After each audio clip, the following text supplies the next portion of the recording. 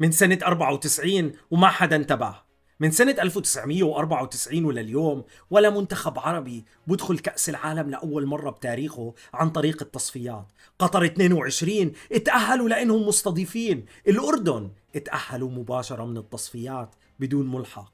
بحكي لك بصراحة انت قاعد تشوف الموضوع غلط. هذا مش يوم الأردن لحاله، هاد لحظة عربية كل 30 سنة بتصير. بس اللي رح أحكي لك إياه أكبر بكتير. النشامة عندهم نظام تكتيكي وما حد قرأه، لا الإعلام ولا حتى خصومهم بالمونديال.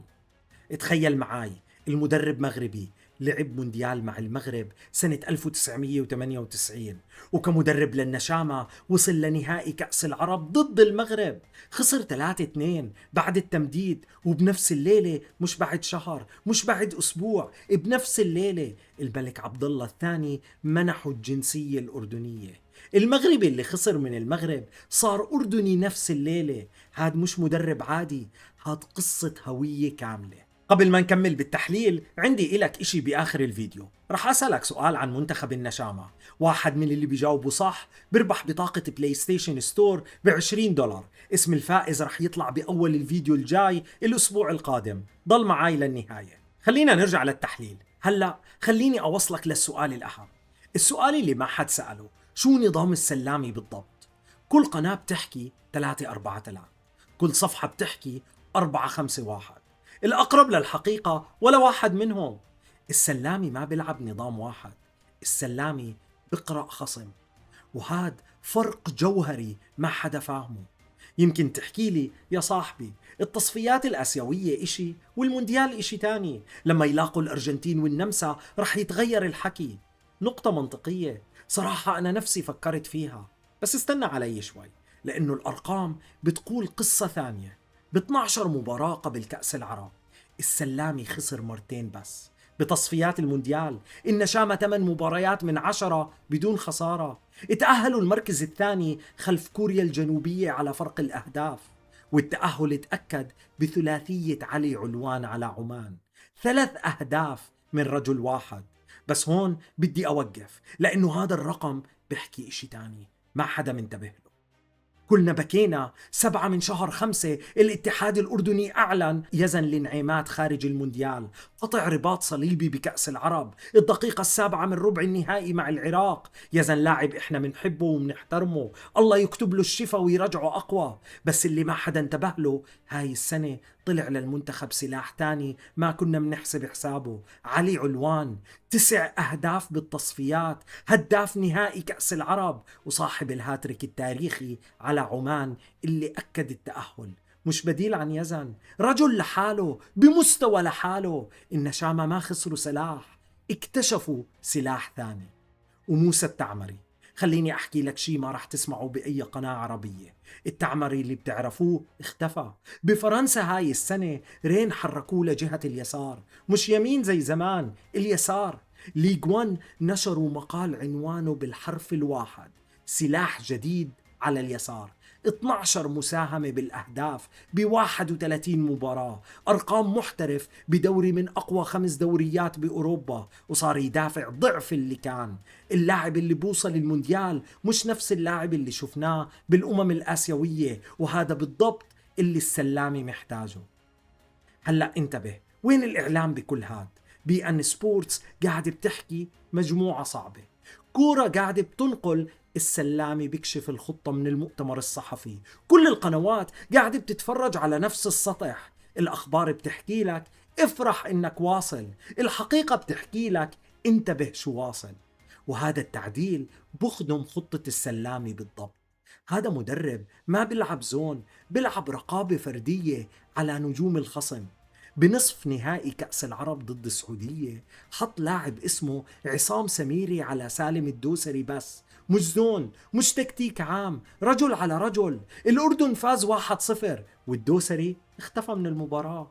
سميري نفسه قال بعد المباراة: طبقنا تعليمات المدرب بالحرف الواحد، نلجم خطر سالم الدوسري. هاي توقيع السلامي، مش نظام عام، قراءة فردية. طيب خلينا نشوف هاي القراءة تشتغل كيف ضد كل خصم.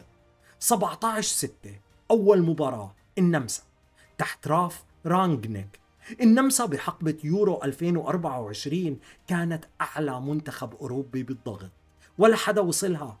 ورانجنيك نفس النظام مستمر من 2022 ولليوم.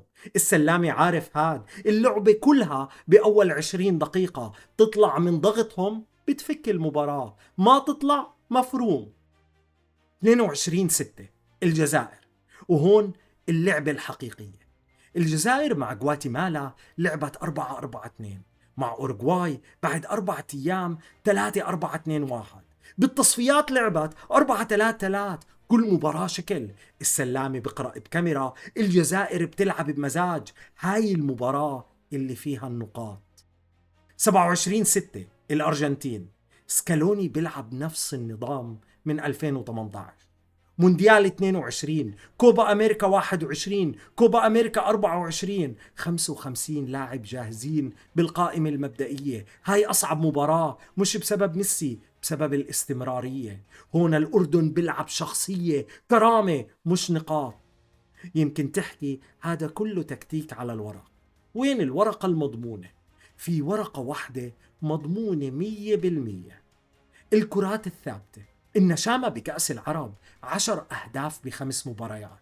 بنهائي كأس العرب علوان سجل من ركلة جزاء، تنفيذ هادئ، وصل بدقة، هدف بأهم مباراة لعبوها. هذا مش لاعب بيرتجل، هذا لاعب بدربه فريق فني على كل تفصيلة. وما تنسى مباراة نيجيريا الودية بشهر 3، التعمري سجل من ركلة حرة، مش لقطة شخصية، نمط متدرب عليه بالتمرين. نفس الترتيب اللي السلامي بيشتغل عليه من شهور. علوان جاهز من نقطة الجزاء، التعمري جاهز من الركلة الحرة، الفريق كله جاهز من الكورنر.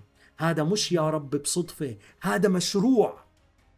إذن السؤال مش هل النشامة رح يتأهل، السؤال هو كيف بيلعبوا. والإجابة: السلامي بنى فريق ما بيلعب نظام واحد، بقرأ خصم. من سنة 94 والعرب مستنين هاي اللحظة، والمدرب اللي رح يقودها صار أردني نفس الليلة اللي خسر فيها من بلده. هاي مش حكاية فريق، هاي حكاية هوية كاملة، وهاي الخلطة السرية اللي ما حدا انتبه لها. وقبل المونديال رح نرجع مباراة مباراة. النمسا لحالها، الجزائر لحالها، الأرجنتين لحالها، كل وحدة بتحتاج تكتيك مختلف. بس قبل ما أروح، سؤال المسابقة، ركز معاي. حكينا بالفيديو عن نصف نهائي كأس العرب ضد السعودية. الأردن فاز 1-0 وتأهل لأول نهائي كأس عرب بتاريخه. بس السؤال مش عن سميري ولا الدوسري، السؤال أعمق، سؤالين بسؤال واحد: مين سجل هدف الأردن الوحيد بالمباراة؟ ومين صنع له الهدف؟ اكتب لي الإجابة بالكومنت. كل اللي بيجاوبوا الاثنين صح بدخلوا السحب. واحد عشوائيا بربح بطاقة بلاي ستيشن ستور $20. آخر موعد يوم الاثنين القادم 18/5، واسم الفائز رح يطلع بأول الفيديو الجاي الأسبوع القادم. أنا ميتا دكتور، سلام.